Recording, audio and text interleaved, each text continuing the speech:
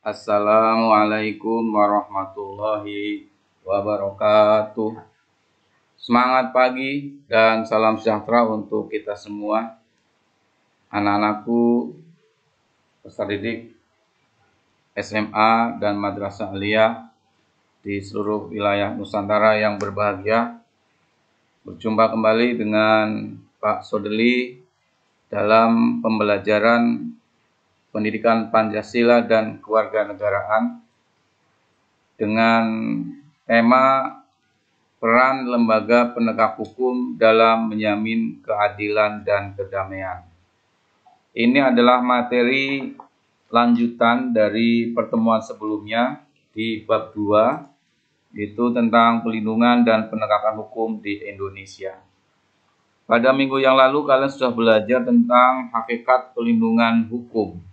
Dan hari ini kita akan lanjutkan materi kita, yaitu tentang peran lembaga penegak hukum dalam menjamin keadilan dan kedamaian.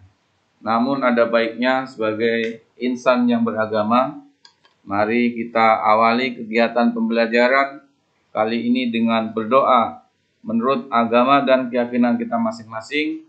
Mudah-mudahan apa yang akan kita pelajari ini memberikan manfaat yang sebesar-besarnya untuk kita semua. Bagi kalian yang beragama Islam, mari kita awali pembelajaran hari ini dengan membaca basmalah. Bismillahirrahmanirrahim.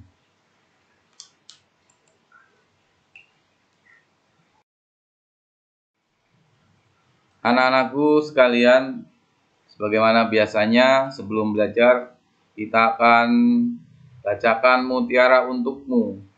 Kali ini adalah kata mutiara yang disampaikan oleh Profesor Baharudin Lopa, seorang penegak hukum, mantan jaksa dan mantan Menteri Kehakiman pada era Presiden Abdurrahman Wahid. Jangan kau berikan uang kepada para jaksa. Jangan coba-coba menyuap para penegak hukum, apapun alasannya. Banyak yang salah jalan tapi merasa tenang karena banyak teman yang sama-sama salah. Beranilah menjadi benar meskipun sendirian. Baharudin Lopa. Anak-anakku sekalian, peran Kepolisian Republik Indonesia. Sesuai dengan Undang-Undang Nomor 2 Tahun 2002 tentang Kepolisian Republik Indonesia, dinyatakan bahwa tugas pokok kepolisian negara Republik Indonesia adalah: yang pertama, memelihara keamanan dan ketertiban masyarakat. Yang kedua, menegakkan hukum. Yang ketiga, memberikan pelindungan, pengayoman, dan pelayanan kepada masyarakat.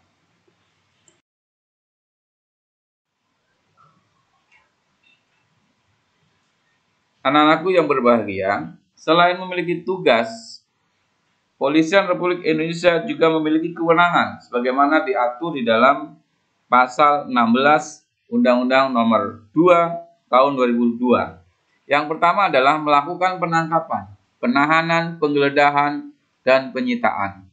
Yang kedua, melarang setiap orang meninggalkan atau memasuki tempat kejadian perkara untuk kepentingan penyidikan. Yang ketiga, membawa dan menghadapkan orang kepada penyidik dalam rangka penyidikan.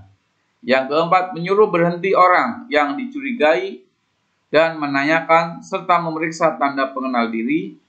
Yang kelima, melakukan pemeriksaan dan penyitaan surat. Yang keenam, memanggil orang untuk didengar dan diperiksa sebagai tersangka atau saksi. Kewenangan yang lain yang dimiliki oleh Kepolisian Republik Indonesia adalah mendatangkan orang ahli yang diperlukan dalam hubungannya dengan pemeriksaan perkara. Kemudian mengadakan penghentian penyidikan, menyerahkan berkas perkara kepada penuntut umum, mengajukan permintaan secara langsung kepada pejabat imigrasi yang berwenang di tempat pemeriksaan imigrasi dalam keadaan mendesak atau mendadak untuk mencegah atau menangkal orang yang disangka melakukan tindak tindakan pidana. Kemudian memberikan petunjuk dan bantuan penyidikan kepada penyidik pegawai negeri sipil, serta menerima hasil penyidikan penyidik pegawai negeri sipil untuk diserahkan kepada penuntut umum. Yang terakhir, mengadakan tindakan lain menurut hukum yang bertanggung jawab.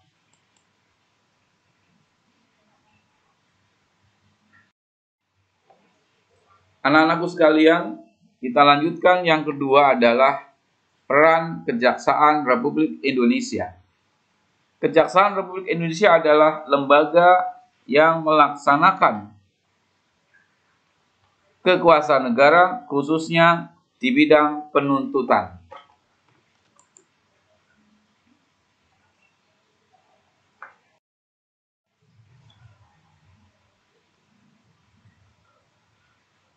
Peran kejaksaan di bidang pidana antara lain adalah melakukan penuntutan, melaksanakan penetapan hakim dan putusan pengadilan yang telah memperoleh kekuatan hukum yang tetap.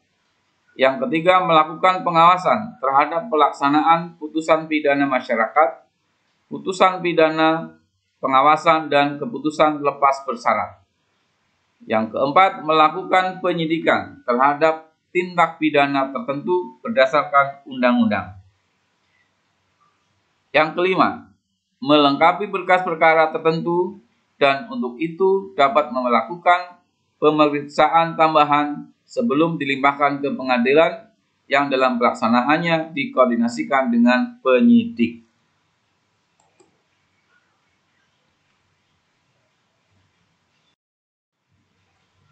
Sedangkan peran kejaksaan di bidang perdata dan tata usaha negara, bahwa kejaksaan dengan kuasa khusus dapat bertindak baik di dalam maupun di luar pengadilan untuk dan atas nama negara atau pemerintah.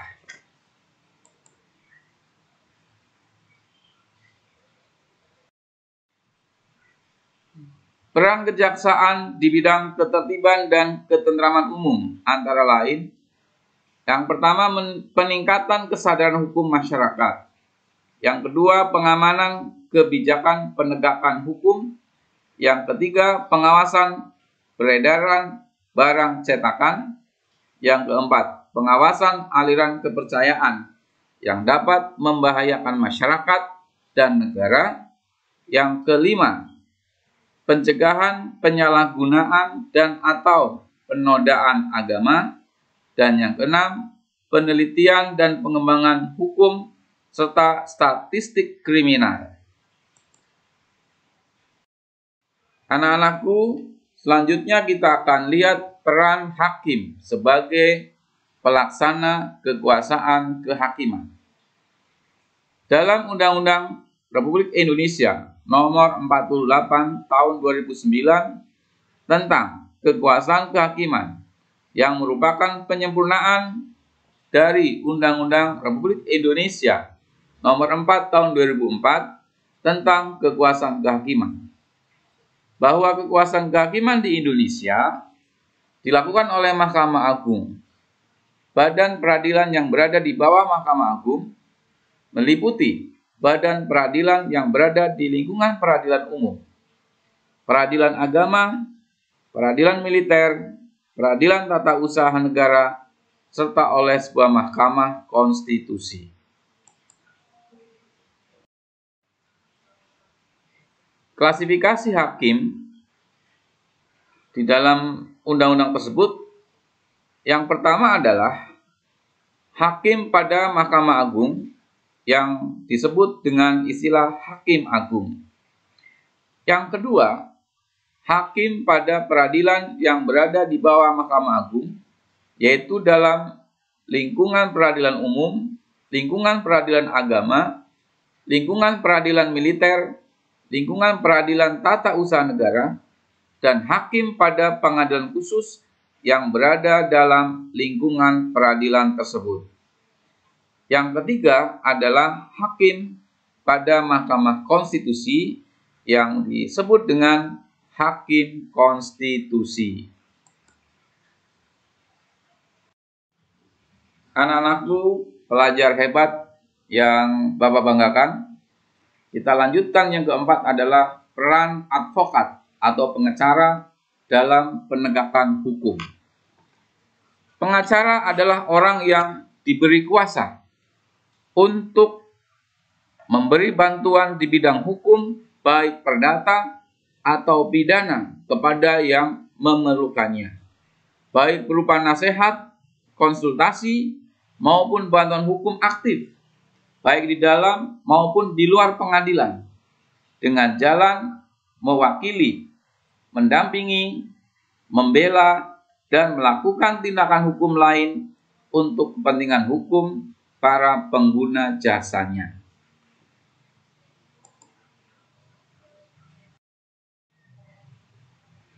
Tugas seorang advokat adalah yang pertama, membantu hakim dalam mencari kebenaran dan tidak boleh memutarbalikkan peristiwa demi kepentingan kliennya agar kliennya menang dan bebas. Yang kedua, tugas advokat adalah membuat dan mengajukan gugatan, jawaban, tangkisan, sangkalan, memberi pembuktian, mendesak segera disidangkan atau diputuskan perkaranya, dan sebagainya. Anak-anakku, hak advokat, ada beberapa hak yang dimiliki oleh seorang advokat atau pengacara. 1. Bebas mengeluarkan pendapat atau pernyataan dalam membela perkara yang menjadi tanggung jawabnya di dalam sidang pengadilan dengan tetap berpegang pada kode etik profesi dan peraturan perundang-undangan. Yang kedua, bebas dalam menjalankan tugas profesinya untuk membela perkara yang menjadi tanggung jawabnya dengan tetap berpegang pada kode etik profesi dan peraturan perundang-undangan. Yang ketiga, tidak dapat dituntut baik secara perdata maupun pidana dalam menjalankan tugas profesinya dengan itikat baik untuk kepentingan pembelaan klien dalam bidang pengadilan. Yang keempat, memperoleh informasi, data, dan dokumen lainnya dari instansi pemerintah maupun pihak lain yang berkaitan dengan kepentingan tersebut yang diperlukan untuk pembelaan kepentingan kliennya sesuai dengan peraturan perundang-undangan. Yang kelima, berhak atas kerahasiaan hubungannya dengan klien, termasuk pelindungan atas berkas dan dokumennya terhadap penyitaan atau pemeriksaan dan pelindungan terhadap penyadapan atas komunikasi elektronik advokat. Yang keenam, tidak dapat diidentikan dengan kliennya dalam membela perkara klien oleh pihak yang berwenang dan atau masyarakat. Kewajiban seorang advokat yang pertama adalah advokat dalam menjalankan tugas profesinya dilarang membedakan perlakuan terhadap klien berdasarkan jenis kelamin, agama, politik, keturunan, ras, atau latar belakang sosial dan budaya. 2. Wajib merahasiakan segala sesuatu yang diketahui atau diperoleh dari kliennya karena hubungan profesinya. 3. Dilarang memegang jabatan lain yang bertentangan dengan kepentingan tugas dan martabat profesinya. Advokat dilarang memegang jabatan lain yang meminta pengabdian sedemikian rupa sehingga merugikan profesi advokat atau mengurangi kebebasan dan kemerdekaan dalam menjalankan tugas profesinya. Yang kelima, advokat yang menjadi pejabat negara tidak melaksanakan tugas profesi advokat selama memangku jabatan. Selanjutnya kita akan bahas peran Komisi Pemberantasan Korupsi Republik Indonesia. KPK dibentuk pada tahun 2003 berdasarkan Undang-Undang Republik Indonesia Nomor 30 Tahun 2002 tentang Komisi Pemberantasan Tindak Pidana Korupsi. Tujuan dibentuknya KPK adalah untuk mengatasi, menanggulangi, dan memberantas korupsi di Indonesia. Anak-anakku sekalian, kita akan lihat apa sebetulnya tugas Komisi Pemberantasan Korupsi. Yang pertama adalah koordinasi dengan instansi yang berwenang melakukan pemberantasan tindak pidana korupsi. 2. Supervisi terhadap instansi yang berwenang melakukan pemberantasan tindak pidana korupsi. 3. Melakukan penyelidikan, penyidikan, dan penuntutan terhadap tindak pidana korupsi. Yang keempat, melakukan tindakan-tindakan pencegahan tindak pidana korupsi. Dan yang kelima, melakukan monitor terhadap penyelenggaraan pemerintahan negara.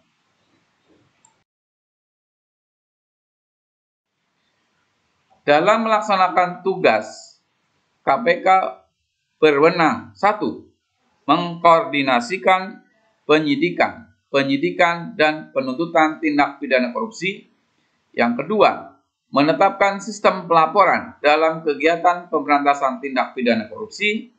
Yang ketiga, meminta informasi tentang kegiatan pemberantasan tindak pidana korupsi kepada instansi terkait.